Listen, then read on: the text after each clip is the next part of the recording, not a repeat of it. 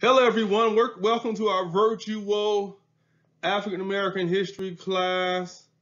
You are joining us in the second half of the class. We have had to switch online and do some virtual teaching. So here we are. Now, those that just joined us, because I'm making this public, we have been doing a survey, a full year survey of African American history. I want to make some introductory comments. We know that American history is multicultural and multifaceted. Often when American history is taught, there is an overemphasis on European American history or white history. And people, even sometimes my students say, if I talk about African American history or Native American history, they say, when are we going to learn the real history? The assumption is the real history is white history. Abraham Lincoln, the founding fathers, George Washington, Thomas Jefferson, Benjamin Franklin, and that any other type of history as it relates to America is a subtext or a lesser history. That's, of course, based on the legacy of white supremacy. But we do understand that African American history is American history. We do understand that Native American history is American history. So really, most Americans have been cheated in terms of their understanding and being taught of history. They've been cheated in terms of what they have been taught as it relates to history in the K-12 classroom, even in college. If you did a survey and talked to people to ask them what African American history they have learned, most will say little to none, and then people might do things where they begin to list inventors, black inventors, the accomplishments that African Americans have brought to the United States, which is important, but people don't know the narrative history. And so that's what this class is about. You are joining us here in chapter 8. I will say this, what we've gone through in terms of the earlier part of the class has come from the book that you see the title there, From Slavery to Freedom. From Slavery to Freedom. It's by John Hope Franklin and Evelyn Brooks Higginbotham. Dr. Franklin has passed one of the foremost scholars of African American history. Dr. Higginbotham is the current president of ASALA, the flagship African American history organization. This text here, this is what we've been studying here. You may want to purchase a copy, From Slavery to Freedom. We talked about ancestral Africa on our first meeting some months ago. We looked at ancient land, ancient people, the Bantu migration, the iron technology, Knock pottery and sculpture, copper technology. We looked at African slavery. So we looked at slavery in the African context, slavery in European communities, the great empires, the Ghanan Empire, the Mali's rise, Mansa Musa, the rise of the Songhay, Askia Muhammad's reforms, dichotomy of sovereignty.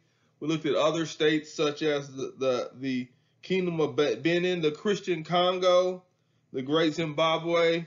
This class is also a part of a larger understanding of Black church studies. I'm running this class at Temple Bible College and Seminary. In my thinking, this class is really one of the foundational courses for Black church studies, a study of the Bible and Christendom as it relates to the Black community, and with the aim of creating effective leaders in the Christian church that serve in the African American context.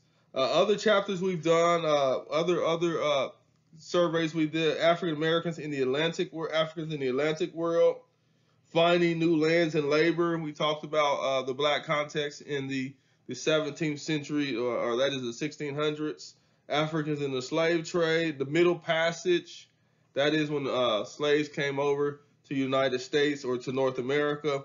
We even looked at slavery in South America. Most people don't understand that there are more people of African descent that went to South America than there is in North America.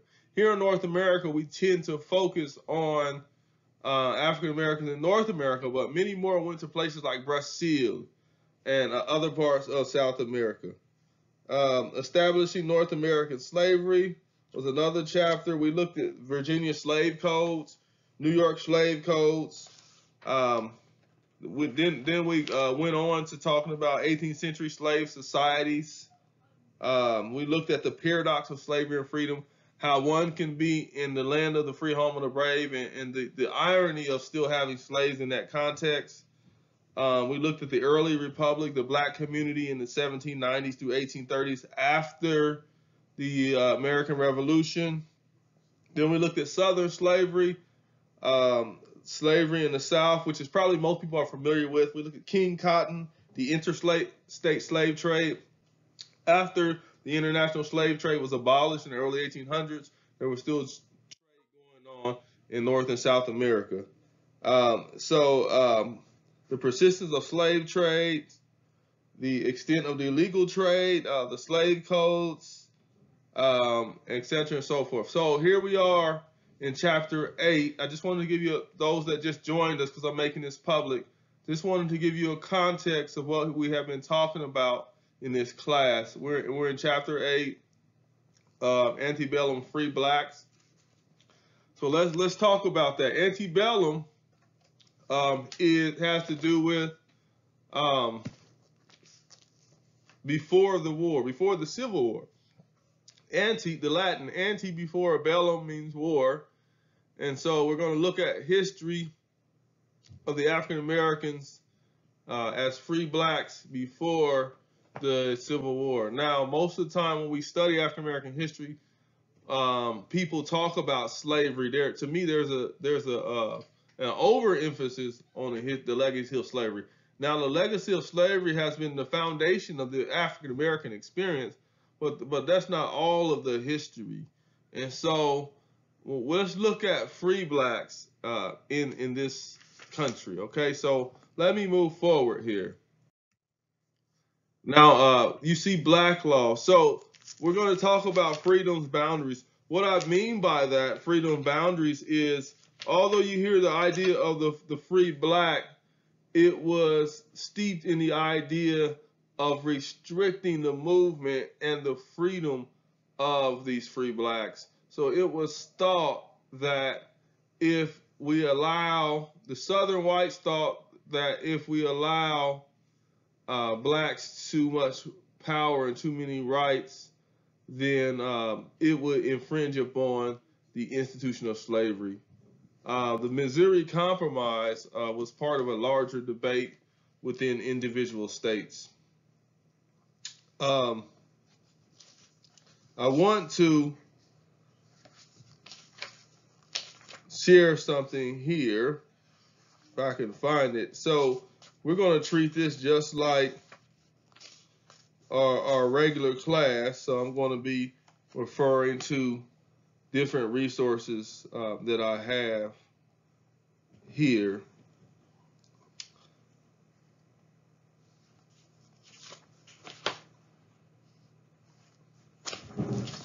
So while I'm finding this, I did want to say more about, so you don't just, I won't have too much downtime here. I did want to talk about the idea of the free black. They were not free in the sense that we are today, that African Americans are today, but they did not have a slave status. They could purchase their freedom, or some of them were just automatically made free when their slave master died. But you had a pretty interesting free black population. Some of them owned slaves. Some of them were very skilled. A small number of them were literate.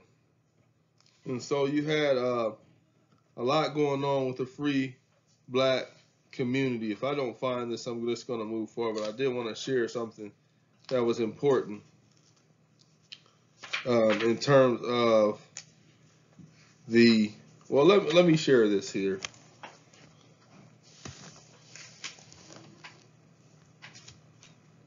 Although conducted at the national level, the Missouri debate formed a large part of, well, let me start here. freedom's boundaries. In the 1820s, slavery was entrenched in the southern states and on its way to ultimate extinction in the north. And so one of the things I want to always remind people of is there were slaves in the north.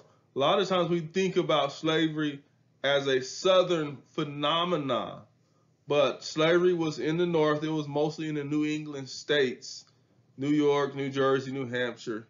But by the early 1800s, you see the end of slavery.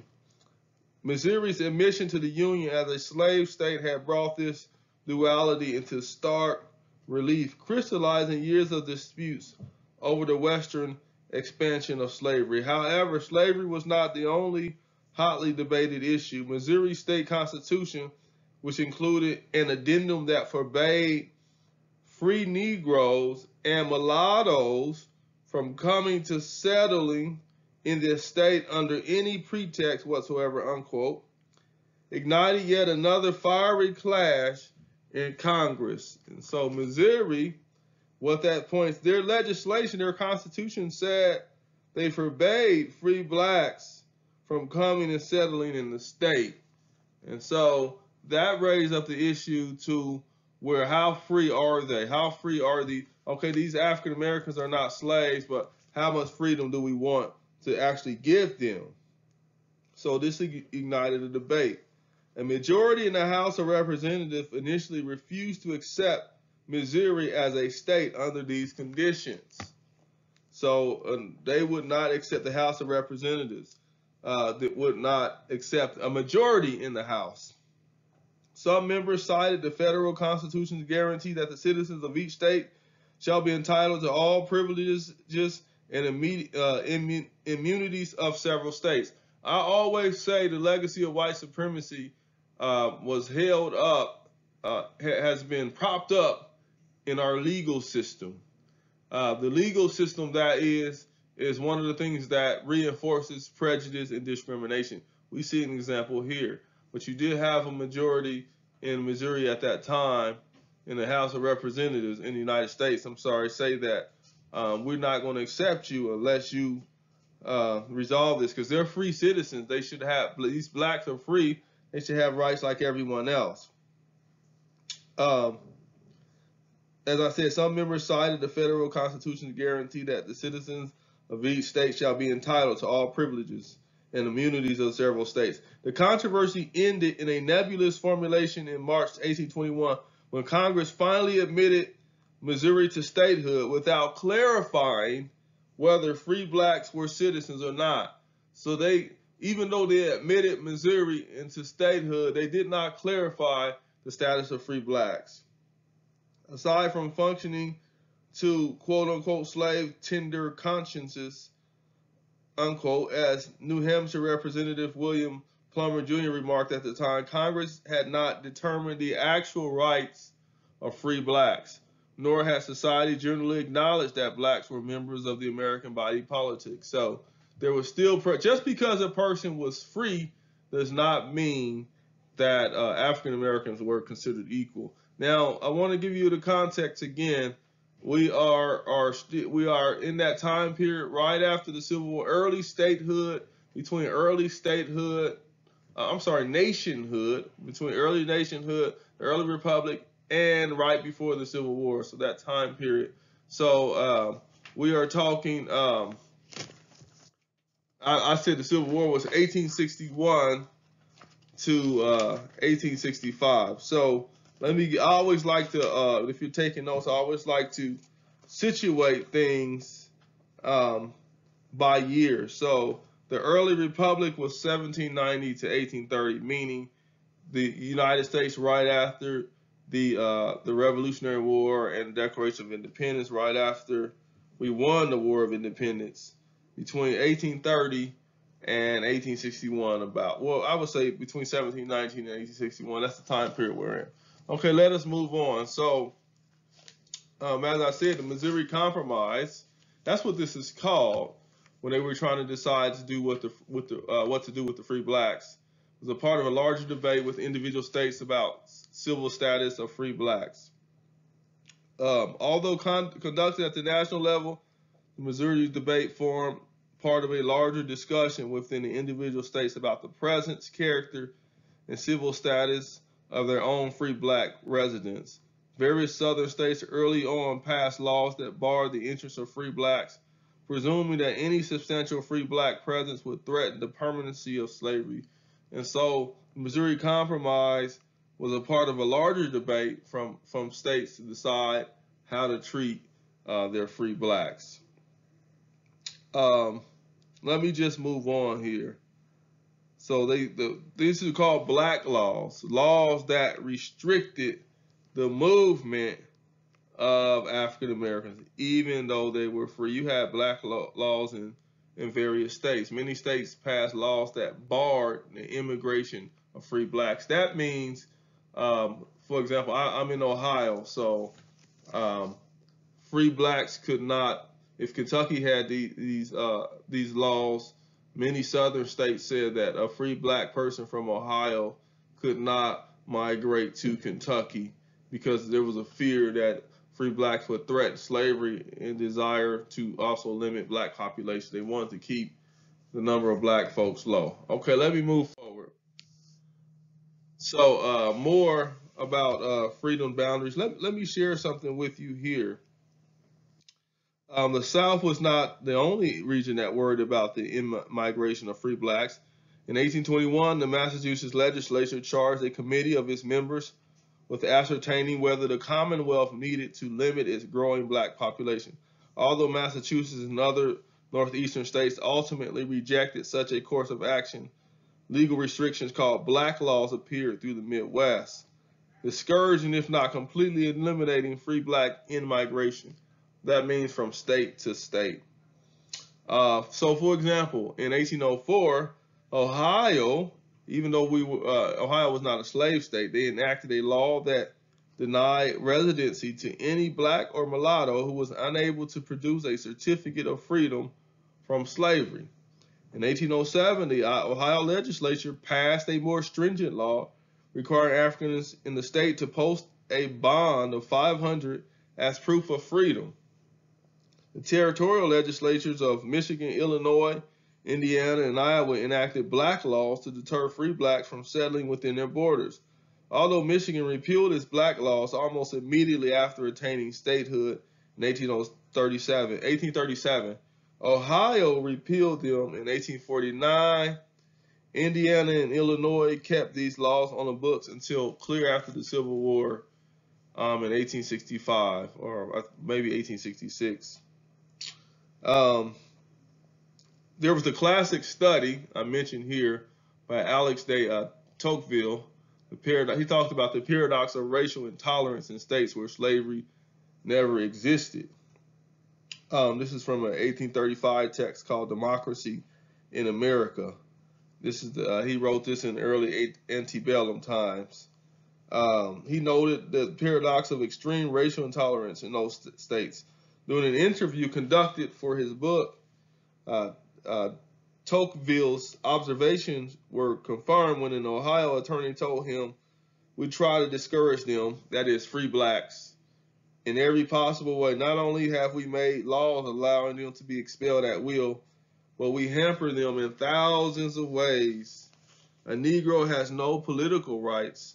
He cannot be a juror. He cannot give evidence against whites. Nevertheless, despite the laws and the cultural hostility, free black populations in the Midwest grew dramatically, most from migration. By 1850, Ohio had the fourth largest free black population in the North." And so we can think about the foundation of racism that's in Cincinnati even today, large cities like Cincinnati. Even though Ohio was never a slave state, racism was in discrimination, and the infringement upon black rights was there from day one, from early on. So we want to keep that in mind. But blacks continue to head west in search of economic opportunity. Disenfranchisement, we are still struggling with this today. Free blacks' political rights declined. I know this is kind of cut off, but what I want you to know here is we are still struggling with this today, this idea of disenfranchisement. What that means is when voter suppression when the right to vote is infringed upon.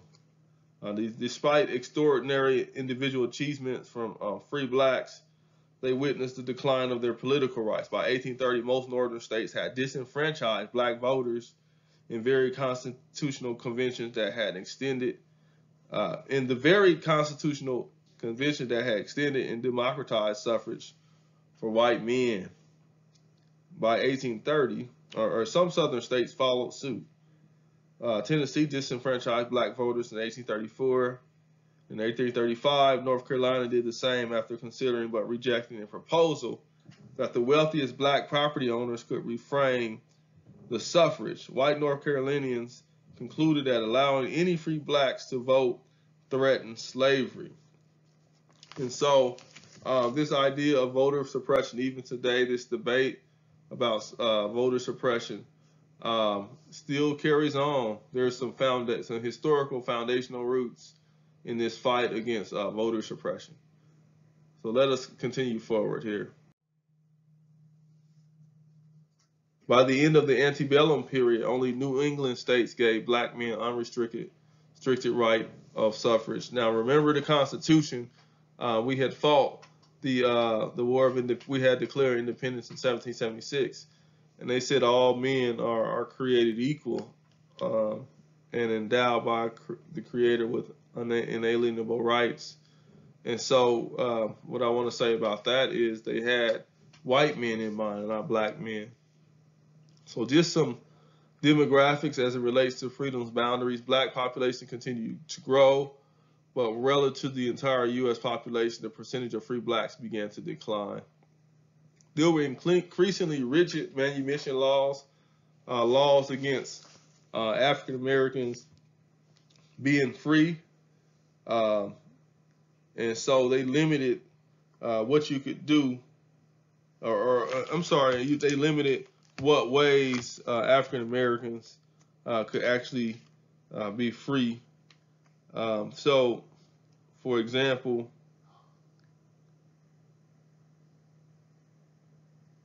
I'm trying to find something I want to read here.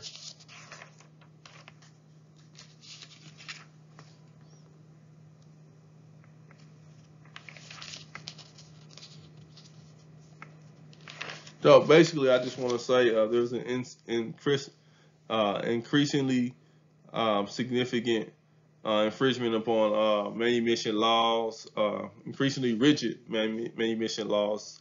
At the same time, there's some tension that began to come about as Europeans begin to immigrate to the United States. So let me just move on from there.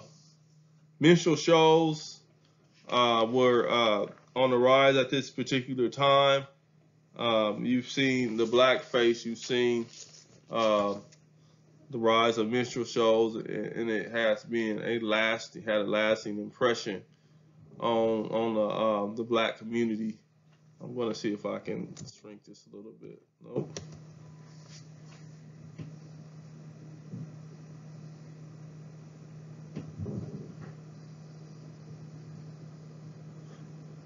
I'm messing with my technology here because it's my slideshow is, as you can see, it's covered it up. I'll have to look at that. Anyway, I want to just keep going.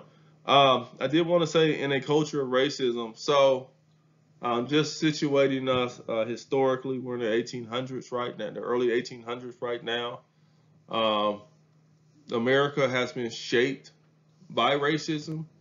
A lot of times we point to the slavery South as being more backward than the North, but racism was very prominent in the North as well, in states like Ohio, in states like Indiana, all over the United States. And the United States has been shaped in racism. Even our religious institutions has been shaped in racism.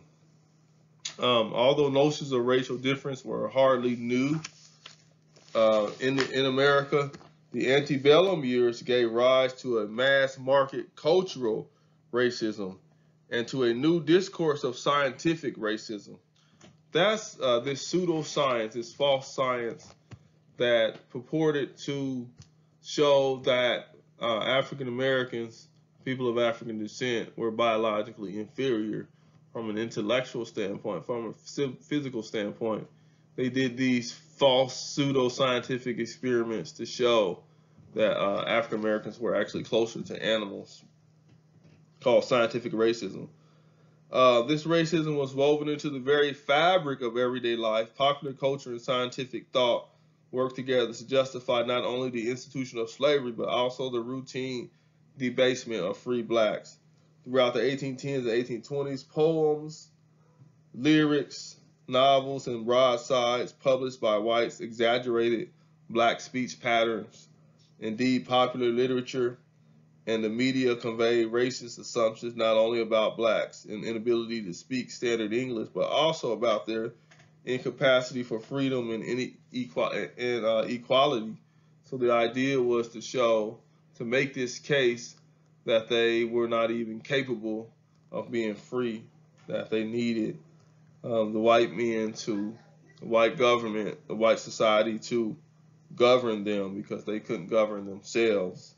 That's the kind of racism that was perpetuated.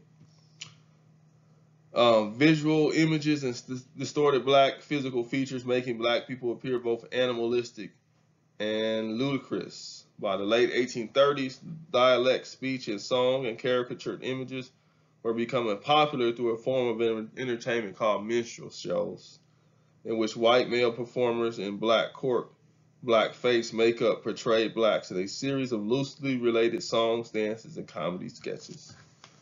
And so this promoted the stereotypical image of Jim Crow.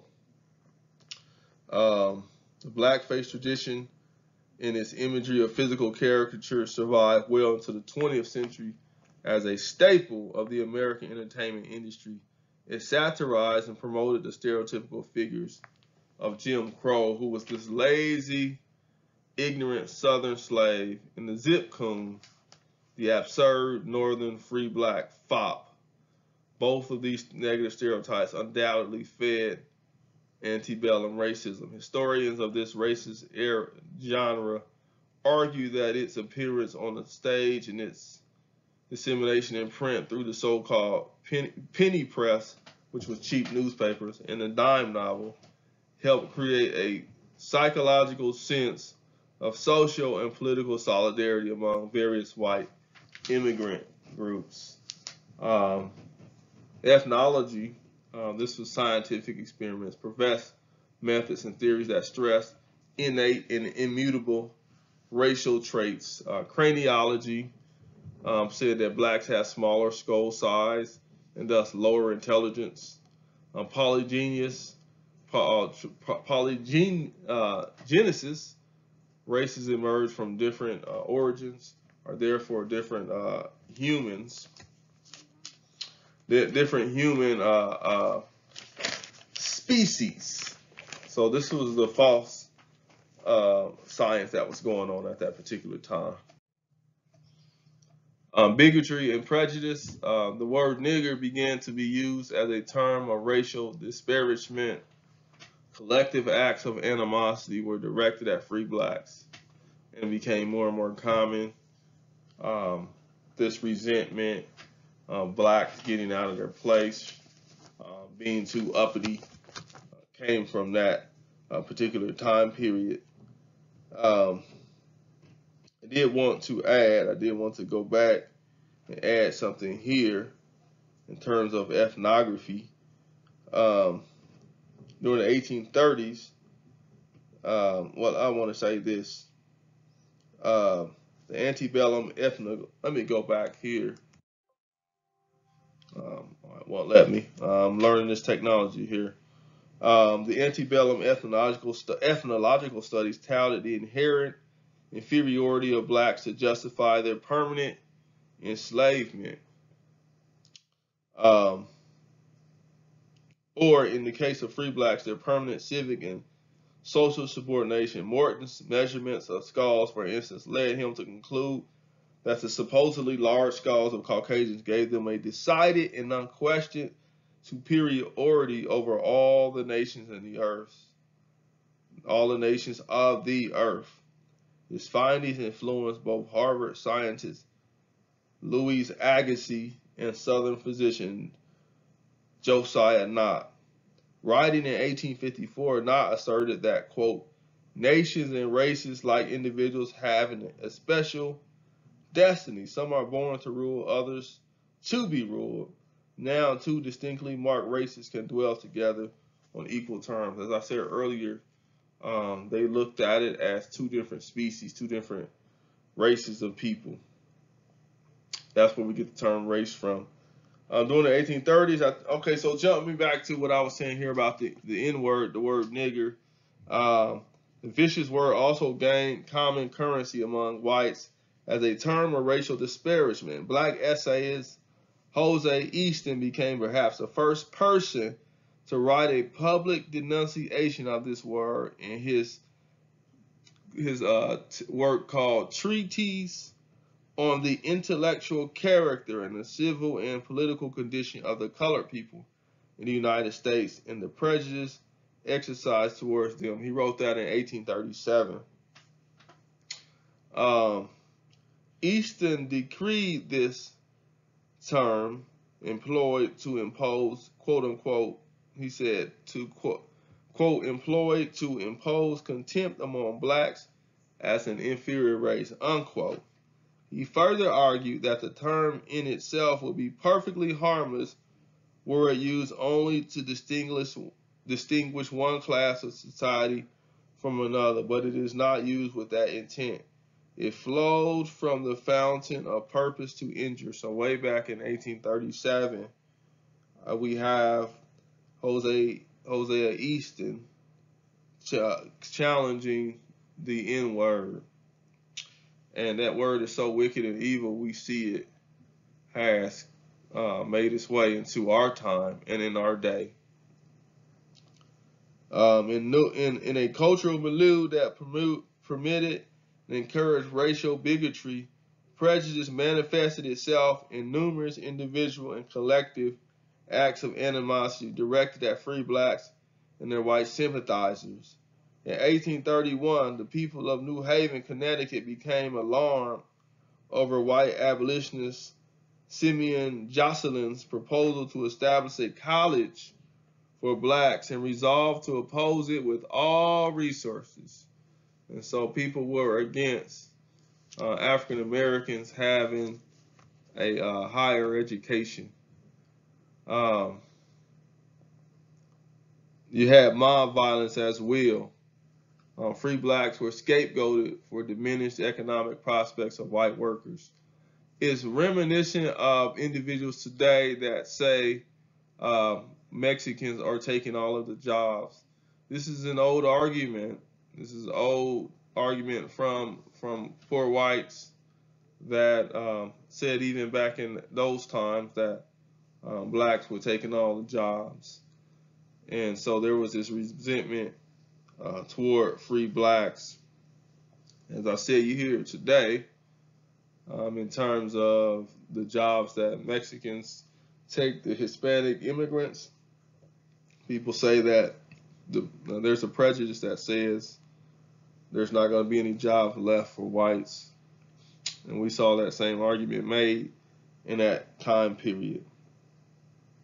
Okay, so let me move on to this idea of the mob violence. Say a little bit more about that. Riots and murders and destruction of black churches. We have that today. We have violence against black churches. A lot of times I talk about these things because the historical foundations. If we understand our history, we can understand the present. The culture of racism also took more virulent terms. Economic shifts in the early 19th century created tensions that resulted in widespread violence by whites against blacks. As industrialization spread in northern urban centers, the economic autonomy of white artisans declined. Many became wage laborers with what they correctly perceived as diminished economic prospects. So it was industrialization that really came and took a lot of those skilled trades away. The the large-scale factories where things were produced, were mass-produced, really infringed upon the free trade. And what you have is whites blaming blacks for that. But it was really industrialization that caused them to lose their jobs. But they were very resentful about losing their work. Um, the blacks became scapegoats. And caught in this downward spiral, they scapegoated free blacks as economic competitors who undercut white worker wages. That is, they blame African Americans for the loss of their job, but really it was industrialization. You had industrialization, as I said, meaning that things were mass produced, new machines and inventions were being made, and to replace those jobs like shoemakers and the artisan jobs that were. So, for example, let's use the example of shoes, where every shoe was handmade and it had a specific, unique design. Now you have factories that mass produce things, and so a lot of people lost their jobs, um, their skilled jobs. So the situation turned violent. There were riots and murders. The destruction of black churches, schools, orphanages occurred in the Midwest and Northeast. This is interesting since I live in Cincinnati. So in 1829, bands of whites in Cincinnati took law into their own hands, running out of the city those blacks who did not post the bonds that the state required of blacks to reside there. More than 1,000 blacks found it advisable to leave. They moved all the way to Canada, but most of them soon returned to Cincinnati. Similar things happened in New York State. Anti-black riots erupted in Utica, Palmyra, New York City in 1834 and 1839. The most serious anti-black outbreaks, however, took place in Pennsylvania. On August 12, 1834, a white mob marched into I lost my place there. Marched into the black section of Philadelphia and committed numerous acts of violence. The following day, whites wrecked the African American Presbyterian Church, burned homes, and mercilessly assaulted several blacks. The reign of terror entered its third day before the police put an end to it. Now, one of the things I like to say is the black church, the reason I keep bringing up they destroyed churches, because the African American church has always been the foundational institution in the black community.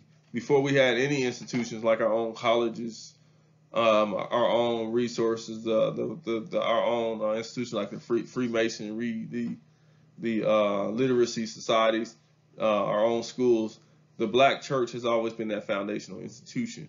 So as it relates to black church studies, that's really important to understand.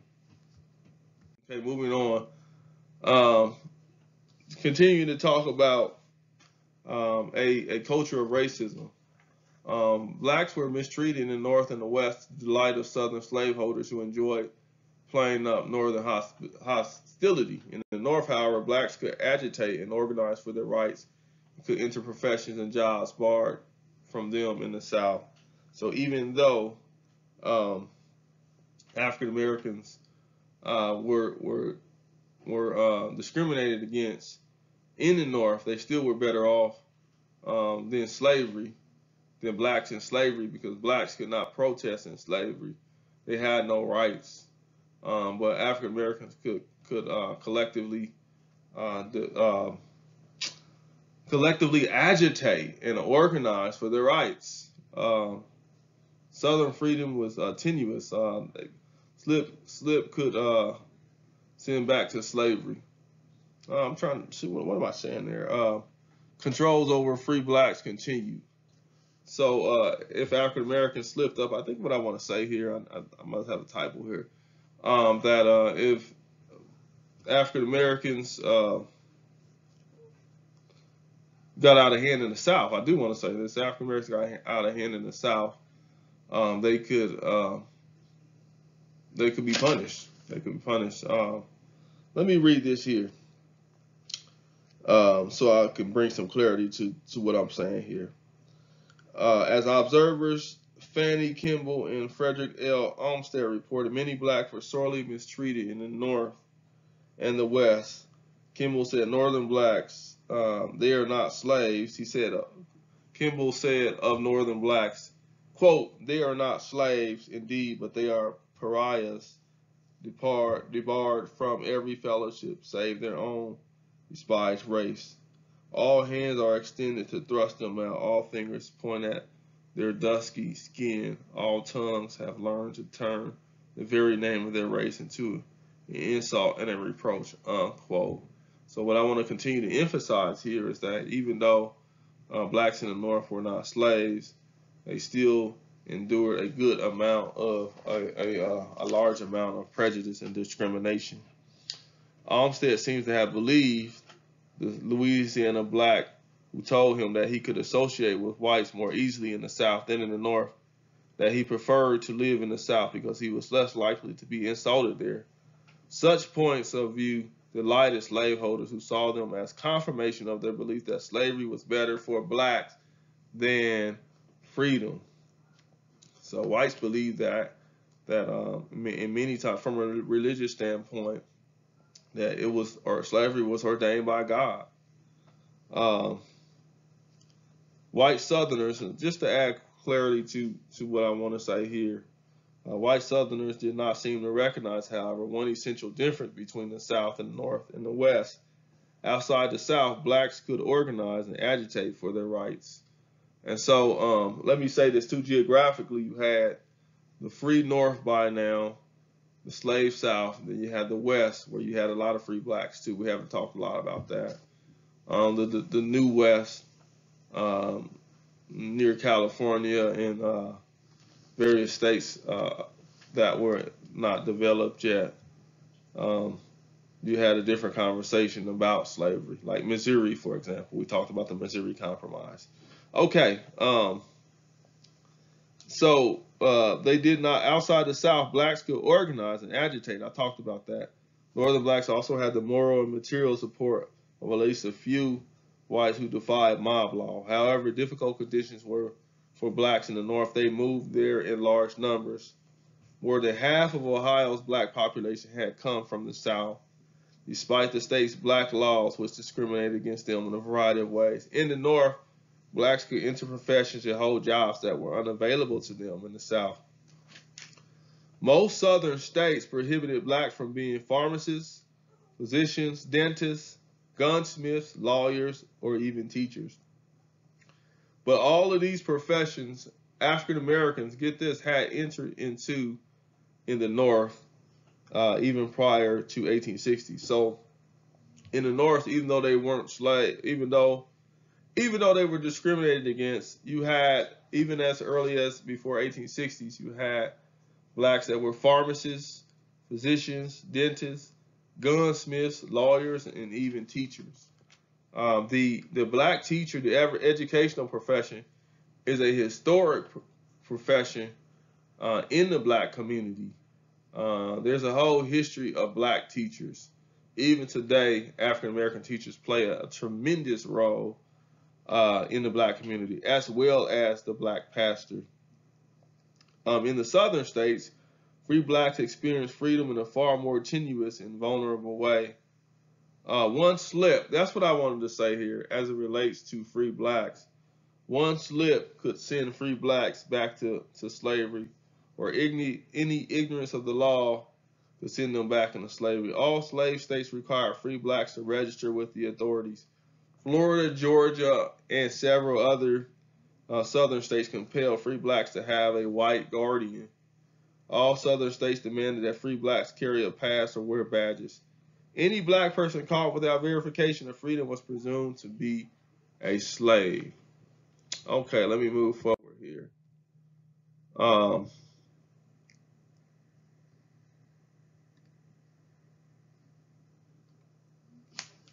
The economic and social life, trades and professions. We're talking about, this whole chapter is about free blacks before the Civil War. There were restrictions on employment, but free blacks were required to work. You had to have a pass to demonstrate that you were working.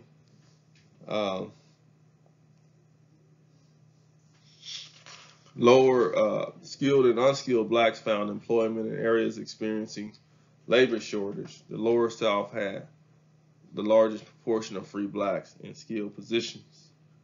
Despite these restrictions, every state required free blacks to work to have visible means of support. If unemployed, free adult blacks were hired or bound out, and their children were taken and placed in care of white persons. So that was a type of slavery. We still saw that in the 20th century, where free black people had to have a job, even in the 20th century. Black children born out of wedlock to a parent who had violated the law or who had no means of support were apprenticed to be taught a trade and given moral instruction. So all these things are the foundation of some of the prejudice we see today. Free blacks worked in a range of occupations in spite of restrictions placed upon them in most southern states. They made clothing, grew and prepared foods, operated machines, piloted ships, and labored in the building trades. They were employed in more than 70 occupations in North Carolina. Those working in Baltimore in 1860 included several confectioners, druggists, and grocers. So think of this. What I just said, I want to really counter the stereotypes that we hear as it relates to African American history. This is significant. Most of what we learned, I started talking about earlier, about what we learned in K-12 school, in our kindergarten, middle school, high school experience, even in college, has been that all blacks were slaves and they had no skills and they couldn't read. But what you have is prior to 1860, you have blacks being pharmacists, as I said earlier, physicians, dentists, gunsmiths, lawyers, teachers, professional skills. You also have African Americans being druggists, grocers, prepared food, made clothing, piloted ships. So a huge African American, huge legacy of black excellence. Boston's free black population included a number of professionals, particularly in Boston, lawyers, office holders, including a justice of the peace, teachers, physicians, dentists, as I said, typesetters, journalists. This was in Boston. Okay, property ownership. There were regional differences in property ownership. What I mean by that is, depending on where African Americans lived in the North, that depended on to what extent they owned property. Property, quote unquote, owned by Southern blacks included enslaved family members. And so you had in the South, I think that's significant. You had, so we're talking about also, when we talk about free blacks, I want to make this distinction too. You have to understand free blacks in the North were different from free blacks in the South. And so you actually had free blacks in southern states. So keep that in mind. So you can stand the reason that if I were a African American that was free in the South, my rights are going to be much more limited than an African American that was free in the North.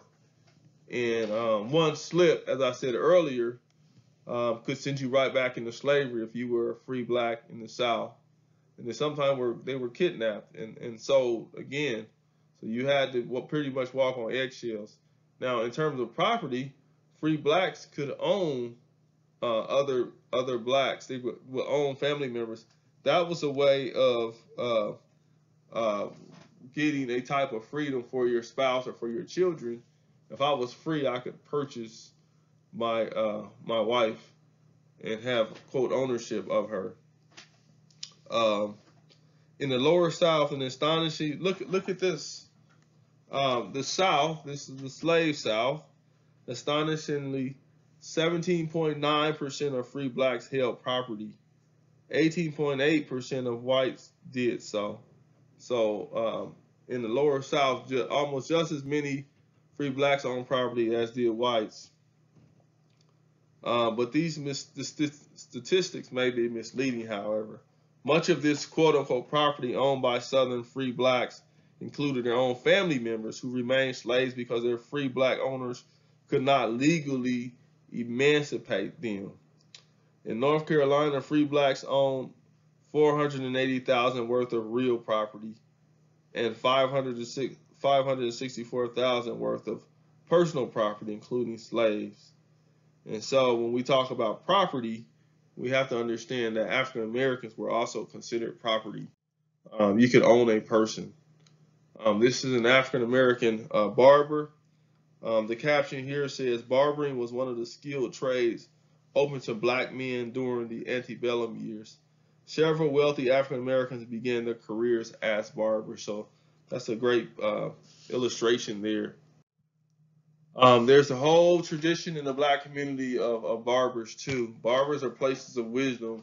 Barbershops today are places of political discussion and debate. I myself love going to the barber. I know one of our students, Antoine Wills, is a barber, and he's following that tradition, that long tradition of the black barber.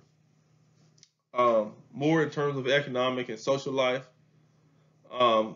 Thinking about the urban life in the North, northern antebellum blacks were more likely than whites to live in cities. And so you had, even today, a lot of African Americans live in the city. In Boston, the smallest free black community of the North. In the seaport cities, residential segregation created geographical concentration of black community. Certain positions like the porter were held in a more higher regard. Although free blacks worked in skilled occupations in both the northern and southern cities of the South, and especially the lower South, they had the largest population of free blacks in skilled positions. Let me move. I already said that. Boston's free black population included a number of professionals, lawyers. I talked about that earlier. Free black people of color were among the widely celebrated cabinet makers in New Orleans. Although they initially trained under white masters, by 1819 there were enough skilled craftsmen of color to permit new apprentices to train under artisans of their own race. One well-known individual is Dutrio Barjon. He received his training under the African American workshop system. In 1822, Barjon opened a shop on Royal Street, the elite center of furniture making in the city's French Quarter. By the 1830s, he was recognized as a master artisan whose work equal to that of his white peers. The success of his shop allowed Barjon to open a furniture warehouse in 1834, which he sold his own furniture as well as pieces imported from Europe. So free black population. So in New York, they were more affluent than black Bostonians. There was a clearly demarcated economic and cultural differences among blacks. Many opportunities for interracial mixing among lower classes. And so there was a class, excuse me, there was a class, what am I trying to say? It was a middle class, even back then, a black middle class, which I think is fascinating. Just more on New York. Black New Yorkers constituted a far more affluent community than did black Bostonians. In 1837, the free blacks of New York City reportedly owned, get this, 1.4 million worth of taxable real estate and had 600,000 on deposit in savings banks. But despite such evidence of economic success in portions of the antebellum black community, recent scholarship reveals clearly demarcated economic success in portions of the antebellum black community. Oh, wait, I just read that. Recent scholarship reveals clearly demarcated economic and cultural differences among blacks. In her analysis of free black life in antebellum New York City, historian Leslie Harris insists that class distinctions need to be reconsidered if that experience is to be recovered in full complexity. For example, the editors of the city's pioneering black-owned newspaper, Freedom's Journal, and the colored Americans spoke primarily for the black elite, often condemning the boisterous, unrespectable public behavior of lower class blacks. Free black leaders Peter Williams Jr. and Samuel Cornish frequently criticized less affluent free blacks for their rowdy celebrations such as Emancipation Day, and lectured them on the value of frugality, being frugal, decorum, and temperance. So you had a black middle class uh, in the North. In Philadelphia, there were distinct tiered classes. I know you can't. I apologize if the picture is cutting this off. I'll have to, on my next lecture, I'll correct that. But I will talk about there was a tiered system of African Americans in Philadelphia. Philadelphia had the most studied antebellum northern free black population of the 19th century. To bolster free blacks' claims to civil rights and also to undermine the negative stereotypes used by whites to deny those rights, both the Philadelphia Abolition Society in 1837 and the Society of Friends Quakers in 1847 sponsored fact-finding studies.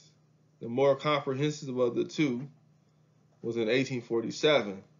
It was a statistical inquiry. It was held by Frederick Douglass's North Star newspaper in 1849 as something to be carefully read and pondered. The report tabulated a Philadelphia free black population of 20,240. Of those enumerated, 42.9% were male, and 57.1% were female. Most women worked as washerwomen. Most professionals included male professionals, included 33 musicians in Philadelphia, 22 preachers, and 11 school teachers. The majority of the men, just under 1,600, were laborers, although there were significant numbers of mechanics, 286, and shoe keepers, 166, waiters and cooks, 557, and hairdressers, 156. The women were washerwomen. Almost 2,000 of them were washerwomen. Women day laborers, 786 were day laborers. 486 were needlewomen. 176 women in Philadelphia during that time period was 213. Again, this was done in the 1840s, 1847.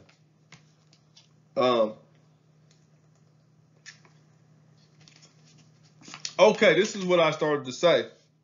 Like New York, Philadelphia had distinct class divisions within the free black community. During the 1830s and 1840s, the poorest 50% of Philadelphia free blacks owned only 5% of the city's black-owned wealth. That sounds like today. In many cities, there's not a lot of black wealth. We're striving for that equality today. In his sketches of colored society, Philadelphia, the antebellum free black chronicler Joseph Wilson portrayed a three-tiered class structure. This is what I started to say here among free blacks. There existed an upper class with comfort. This is Philadelphia, with comfort and enjoyment, with, quote, comfort and enjoyment of all sound and blessings of this life, unquote, and a class position in the middle, the intermediate stage, sober, quote, sober, honest, industrious, and respectable, having neither, quote, poverty nor riches, unquote. And at the bottom, those in the, quote, lowest depths of human degradation, misery, and want. So that's similar to today. You have three classes. There was an active temperance crusade. When you see the word temperance in history, it has to do with a movement that pushed to abolish alcohol and alcoholism that ultimately would lead to prohibition, the prohibition movement. Okay, more on the economic and social life. Mutual aid societies. Free blacks also bound themselves together for social and cultural uplift, economic advancement, and mutual relief. In every city, mutual aid organizations sprang up, some of which were secret societies. In Baltimore, 35 mutual aid organizations existed in 1835.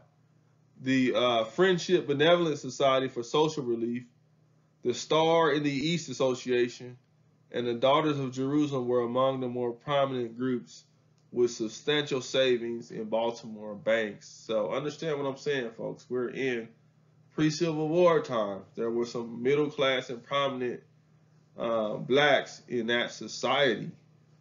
This is history that we don't often get. That's why I'm taking the time to highlight this. Free blacks form organizations to bind themselves together socially, culturally. They were outlawed in many southern states for obvious reasons, because it threatened the institution of slavery.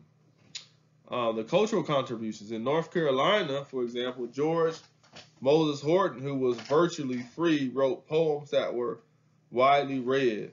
So North Carolina was a slave state. In 1829, he published a volume entitled The Hope of Liberty. And for the next 30 years, he wrote for students at the University of North Carolina and for various newspapers. Unfortunately, his interest in poetry diminished, perhaps as he realized that despite his exhaustive efforts to purchase his freedom, there was no hope for liberty. And so Robert Duncanson, he's a famous Cincinnati painter, the first African American to achieve a national and international reputation as a painter. He spent most of his career in Cincinnati. His most well-known works, one of his well-known works, A Cottage at Pass Opposite Ben Lomond in 1866. It is a image of somebody standing in Ohio overlooking the Ohio River and looking into Kentucky, a slave state, which is very fascinating. In Cincinnati, Duncanson exhibited at the Western Art Union and was counted along with noted white artists T. Worthington Whitridge and William L. Sontag as one of the city's most talented painters. Duncanson traveled extensively. He traveled to England, the famous black painter Duncanson, Scotland, Italy, and Canada. Recent scholarship by Joseph S. Kettner traces the artist's paternal origins to a successful landowning black family that had known 2 generations of freedom at the time of his birth in what is now Michigan. Like many free men of color in the 19th century, Duncanson's father was an artisan, and Duncanson was trained in the family businesses of house painting and carpentry, skill that inspired and helped prepare him for his chosen career in fine arts. I said a little bit about black education. I think one of the key cultural phenomena in the black community and black history, is black education and also African American religion. Today, in the 21st century, negative characteristics are often associated with what it means to be black, like being profane, using profanity, drinking, selling drugs, being negative, black women being promiscuous. But if we really learn African American history, our history, we can understand that part of our history, a big part of our history, was education.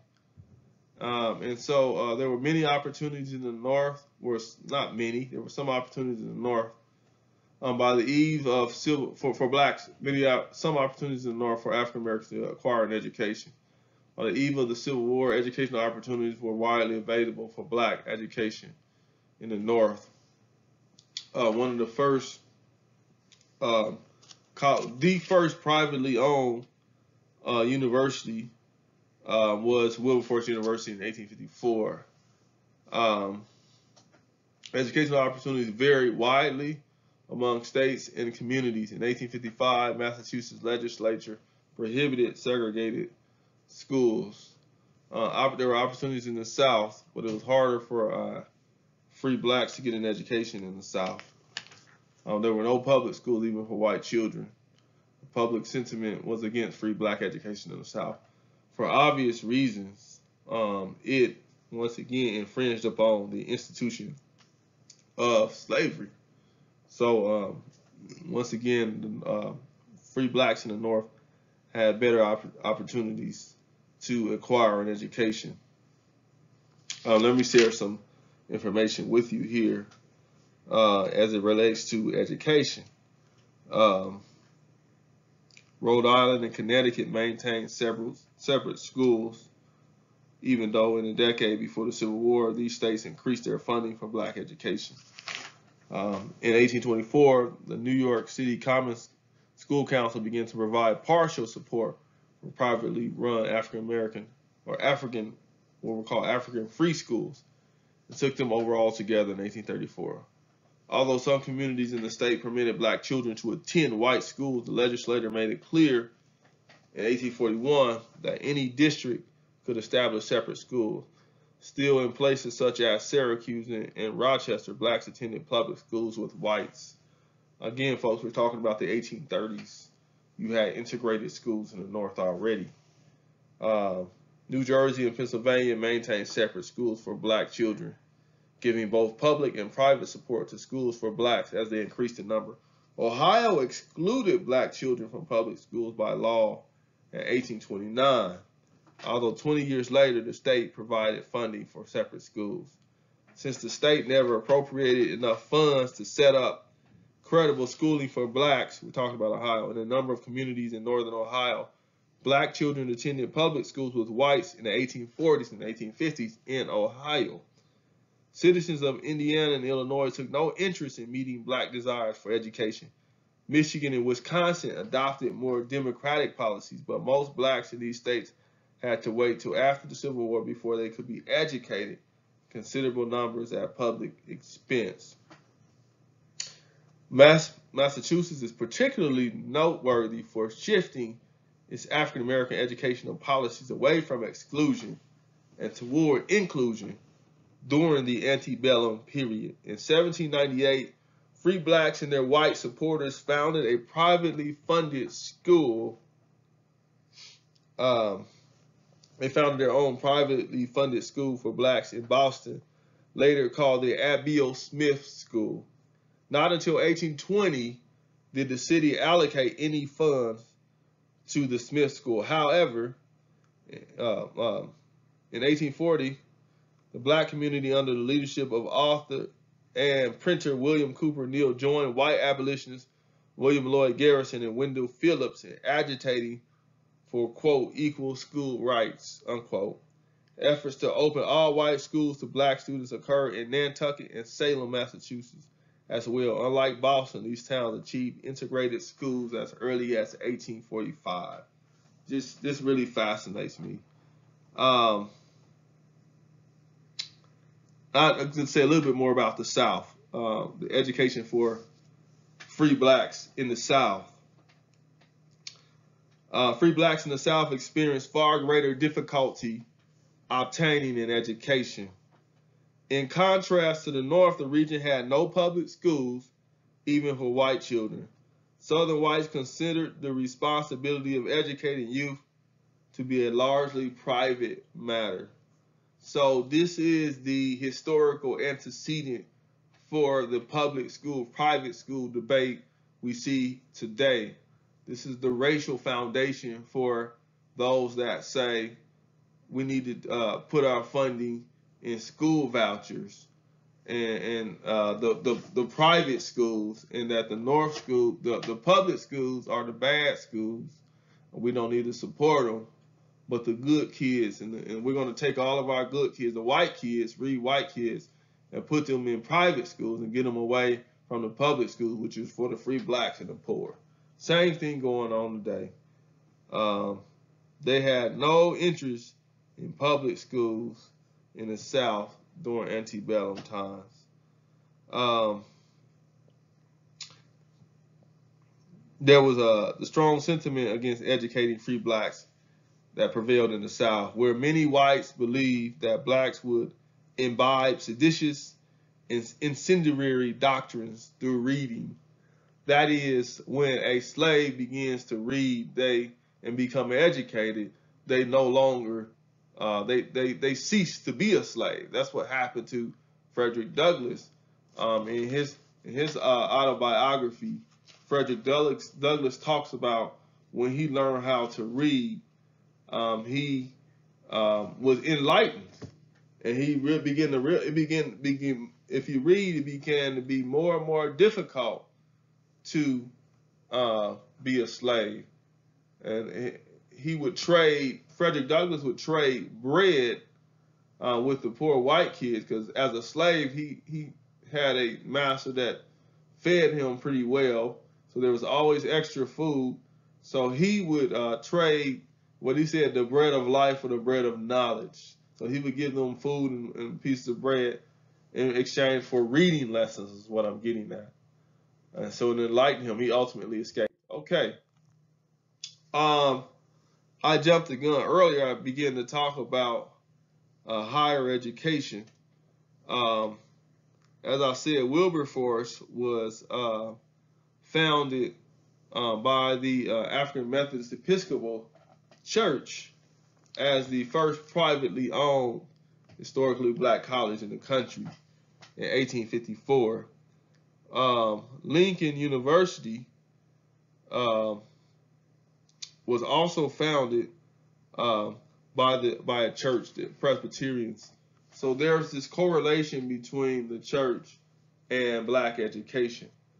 The AME Church was always known for their advancement of education. Under Presbyterian sponsorship, Lincoln University, which was originally called Ashman Institute, was incorporated in 1854 and admitted its first students 2 years later.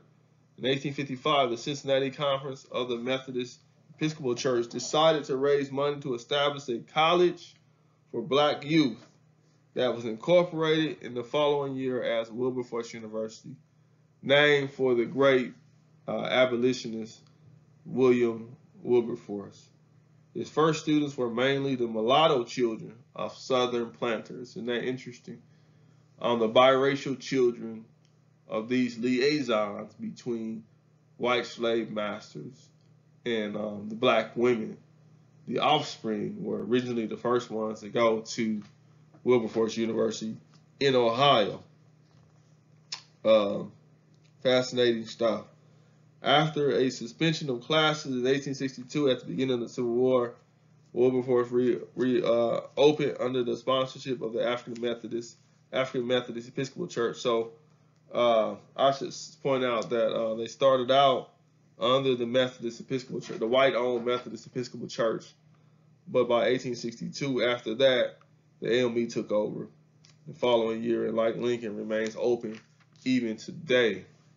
The oldest black colleges in the country. The Black Convention movement, black delegates met to devise ways and means for bettering of our condition. I'm not going to spend a lot of time on this. The Rochester Convention, over 100 people gathered and formed the National Council of Colored People. They sought to advance equal rights and end slavery.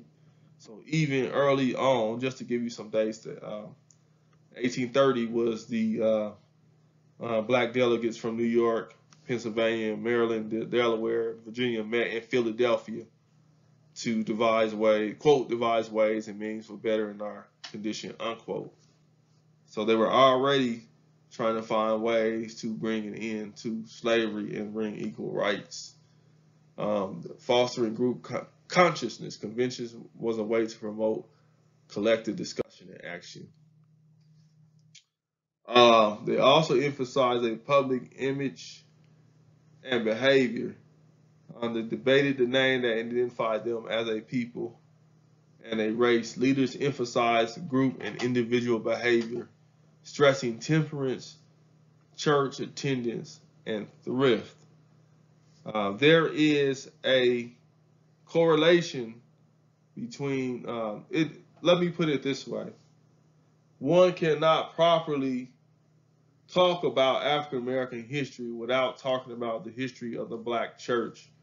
One cannot properly discuss black intellectual history and intellectualism, the intellectual history, without talking about the black preacher, without understanding the role of the black preacher in history, without understanding the role of the black church. African Americans, well, there's a misnomer in the black community that says Christianity is a white man's religion. That's a misunderstanding of African American history. That's a misunderstanding, excuse me, of Christianity. One of the first converts, as we know in the Bible, was an Ethiopian eunuch, and Christianity predates Islam, which is the religion that a lot of black folks point to as the true religion of the black man. Christianity predates Islam by hundreds of years. So those individuals that say that, they do not know their history. But I was talking about this public image and behavior. The public image of the black community remained a crucial concern to its leaders under the Black Convention movement. The very name that identified them as a people and a race became a point of contention, as I said earlier. A series of debates over the appropriate group name occupied the leaders of the convention movement. After the American Revolution, for example, whites had begun to call free blacks Africans, and free blacks referred to themselves by that term. By the 1830s, however, the preferred group appellations included, quote, colored people, unquote, people of color, or colored Americans. And so there has long been this debate in our community in terms of what we want to be called. We talked earlier about the N-word. We certainly did not want to be called the N-word, nigger. Whites were calling us Africans, and then colored people became prominent, and then people of color, which we've gone back to that today, colored Americans. In the 60s, prior to that, in the 20th century, throughout 20th century, even with Du Bois' book, The Philadelphia Negro, the term Negro was really popular. Nowadays, we don't really want to be called Negro. I don't anyway. And then African American became popular in, I think, the 80s. You start hearing African American. First, you heard Afro American. Then by the 80s, you start hearing African American. Black has been, I think, black has been a staple in our community. The term black. Now we're at people of color again.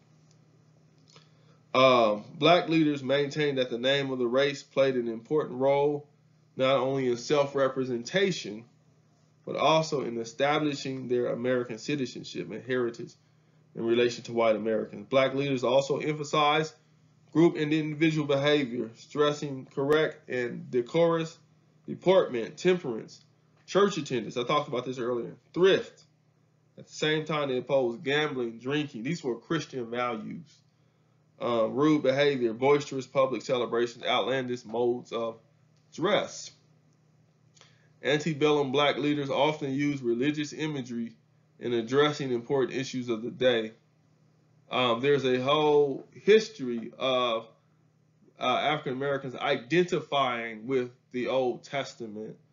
That is, the black African Americans are Israel, and the white slave system is Egypt. Indeed, we see that during the Underground Railroad, where Harriet Tubman was called Moses. David Walker, the well-known preacher and minister at that time, he was prophetic and a well-known writer and abolitionist. In his 1820, his most famous writing, 1829, his appeal, he invoked apocalyptic imagery as he warned of God's sure and coming judgment on slavery. He says this, quote, "O Americans, let me tell you," in the name of the Lord. It will be good for you if you listen to the voice of the Holy Ghost. But if you do not, you are ruined. Some of you are good men, but the will of God must be done. Those avarices and ungodly tyrants among you, I am awfully afraid, will drag down the vengeance of God upon you when God Almighty commences his battles on the continent of America for the oppression of his people. Tyrants will wish they were never born, unquote. Like the slave community, this is why I made an instant reference to the black church earlier. Like the slave community, the free black community drew repeatedly on the Old Testament story of the Exodus. The famous, well-known scholar, black church scholar Albert Roboteau, as well as Eddie Glaude, have revealed, respectively, for plantation slavery and the free black convention movement used a lot of biblical imagery. As early as 1774, the poet Phyllis Wheatley had compared the experience of blacks enslaved in America with those of the ancient Israelites enslaved by the Egyptians. She mentions this in a letter, and she calls out the slave-owning hypocrisy of slave owners. She called them out, calling them modern-day Egyptians, Phyllis Wheatley. The Exodus story held political, not merely religious meaning for African Americans. The power of the free blacks' use of the Exodus story stemmed from a sense of common oppression. Blacks perceived themselves as a nation within a nation. We're in the world and not of it, is the scriptural reference. Indeed, even a chosen people. They use the Exodus story much as the larger white nation used this biblical story. During the first half of the 19th century, white Americans boldly proclaimed their belief in their manifest destiny, quote unquote, to populate the North American continent from sea to shining sea. So white Europeans had this idea that God had ordained them to conquer North America and conquer it from sea to shining sea. But that was, of course, juxtaposed with this African idea that says black people are the chosen people. The free blacks' explication of Exodus retained a unique moral force precisely because of his appropriation of a familiar biblical story that allowed blacks to recast whites as enslaving Egyptians and themselves as enslaved Hebrews. In doing so, African Americans forcefully reminded white Americans of God's justice, while presenting a providential counter-narrative of freedom that afforded them a spiritual mooring in a political direction as they fought to end both slavery and racial discrimination. So they held whites accountable by using biblical language. Another little known topic is black women during this time period. If you just joined me, we are situated in the time period from 1790, between 1790 and 1861, which is the antebellum period, and we have focused particularly on free blacks. So let's talk about free black women. A little known topic. The antebellum black press gave full voice to the ideas debated in conventions. Such northern papers as the Colored American, Freedom's Journal, the Alienated American, the Weekly Advocate, the North Star disseminated political and economic information throughout the black community. Not only did they feature current events, but they also prescribed the proper traits of black manhood.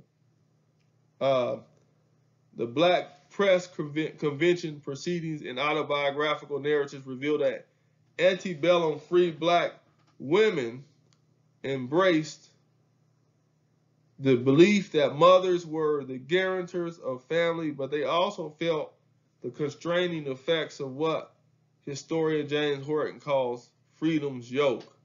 So they had a sort of double consciousness. They had the womanist tradition came out of this idea that, or intersectionality that Crenshaw talks about, that They both suffer as a black person and suffer as a woman. Uh, the Colored American proclaimed in 1839, juxtaposing these two: man is strong, woman is beautiful. Man is daring and confident, woman is deferent and unassuming. Man is great in action, woman is suffering. Man shines abroad, woman at home. So they featured, but they prescribed the proper traits of black manhood and womanhood. This is from 1839. But I started to say that women felt freedom's yoke, the pressure to conform to the gender roles of the larger white society, that is, emulating masculine privilege and authority over women, created difficulties for a people whose historical circumstances in labor and motherhood, both under slavery and freedom, defied, look at this, the position of black women defied the 19th century white ideal of a fragile and delicate womanhood. So there was this juxtaposition. White feminism said that women were delicate and they stayed at home and they were weak and they had to depend on men. But black women had no choice but to work in fields. So they didn't fit into that model of white femininity. So I think that's pretty fascinating. In the struggle for racial advancement, some black women dared to question these gender conventions. In 1817, Jarena Lee, although a widow and mother, felt herself called to preach. There's a whole tradition of the black preacher, black woman preacher in the black community. Jarena Lee gained the approval of an earlier reluctant Richard Allen, who's the founder of the African Methodist Episcopal Church in 1816. She was granted the permission to preach from Richard Allen, and she won many converts in Pennsylvania. Upon Allen's death in 1831, however, Lee's strong support within the church eroded, and AME churchmen denied her access to the pulpit because of her gender. She related her experience of being measurably debarred, quote, measurably debarred from my own church as regards this privilege I had been so much used to, unquote. This was from her autobiography. You can access it on the internet, The Life and Religious Experience of Jarena Lee. This is a picture of Jarena Lee. She was the first black feminist, a black preacher. Fascinating history. Sojourner Truth was another important figure in black feminism, or what we call today the womanist tradition. She was probably the best known black woman in women's rights and abolitionist movement. She had her famous speech, "Ain't I a Woman?" where she basically said, I can work just as well as any man, but I'm still a woman. Again, it defied this idea of the fragile white feminine woman. In the narrative of Sojourner Truth, she described traveling throughout the North, speaking to audiences in support of women's rights and abolition. Around 1847, this Sojourner Truth, in response to Frederick Douglass's cynical remarks about the probability of a nonviolent end to slavery, she interrupted his lecture in Boston's Faneuil Hall by standing up and shouting with evangelical fervor, "Frederick Douglass, is God dead?" Quote unquote. She was known to speak and act boldly. On the abolitionist lecture circuit in 1858, she bared her breast before an Indiana audience after a doubting listener questioned whether she was actually a woman. And this is common today, where they compare black women to men. Like Michelle Obama, there was a conspiracy theory out there that she was actually a man, which is an ugly hate and racism that's still here today. Perhaps more than any of her contemporaries, she is identified with exposing the socially constructed character of gender. Um, there was a debate on immigration. We talked about this in earlier chapters. I'm not going to go into detail, but there was efforts to mass colonize, efforts to mass colonization, deport the free blacks.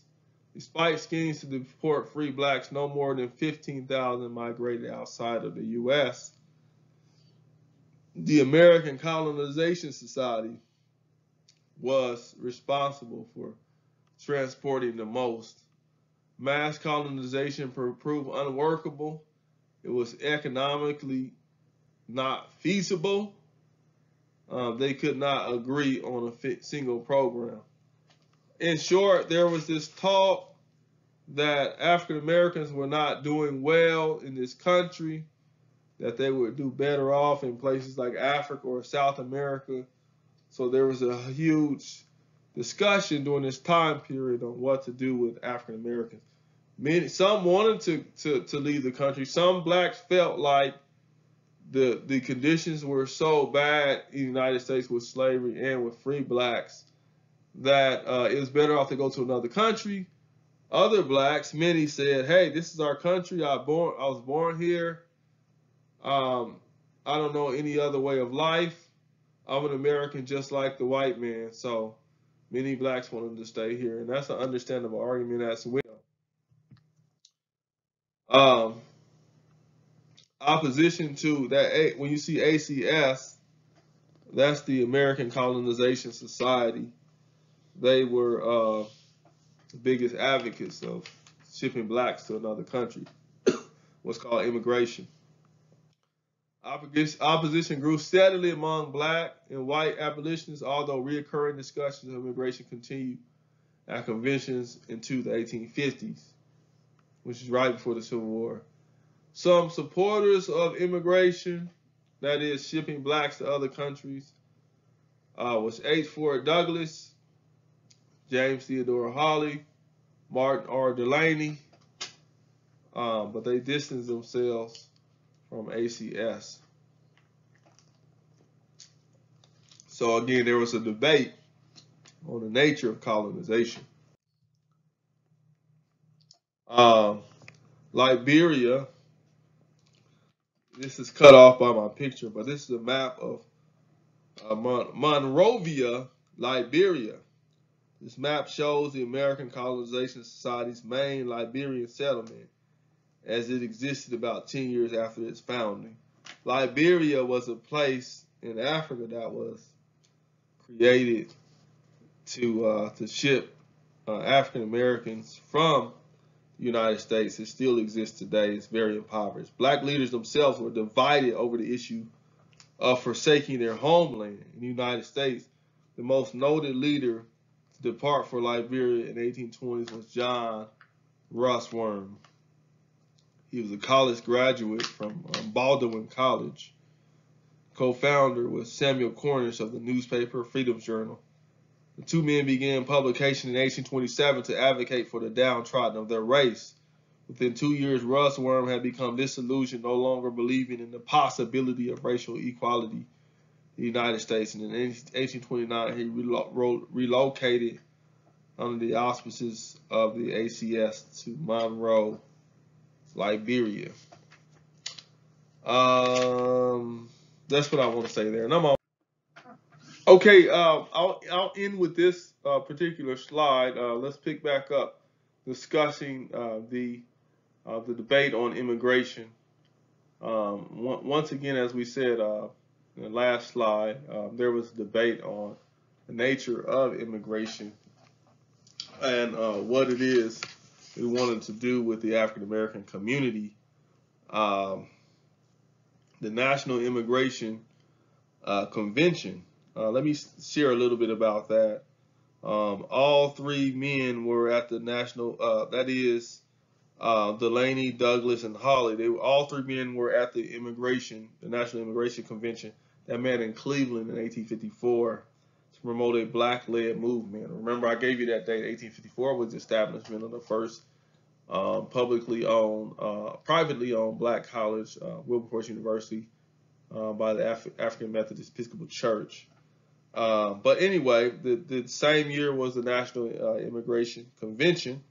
At that meeting, H. Ford Douglass argued that the immigration of people in and out of nations was as common in practice in history.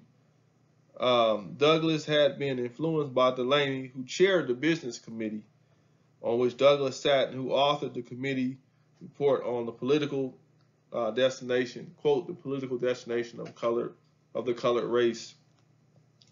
Delaney's rousing speech drew the greatest attention since it explicitly rebutted Frederick Douglass's speech of the previous year at the National Convention in Rochester, in which Douglass had insisted that blacks should remain in the United States. So that's what I was saying earlier. Frederick Douglass was one of those individuals that disagreed with immigration and felt like African Americans should remain in the United States. But there was factionalism over whether Canada, Africa, or Haiti was the best place to immigrate to. Mary Ann Shadd Carey was the strongest female immigration voice. I want to end here. This is our first lecture. There are some things I do want to shore up that I noticed that I'm going to try to fix. But at any rate, please leave a comment. You can leave a comment, subscribe to the page, leave a comment, leave a question, or you can text me. I prefer you leave it up, post it on the YouTube channel. That way I can see it and everybody else can see it. Leave comments. You can post videos or questions, different things you can do there. What are your thoughts? Feedback? What part stood out to you? God bless y'all. Again, this is Dr. David Childs, Temple Bible College, doing a class on African American history. We'll do some more lectures in the near future, hopefully once a week. God bless y'all. Have a good day.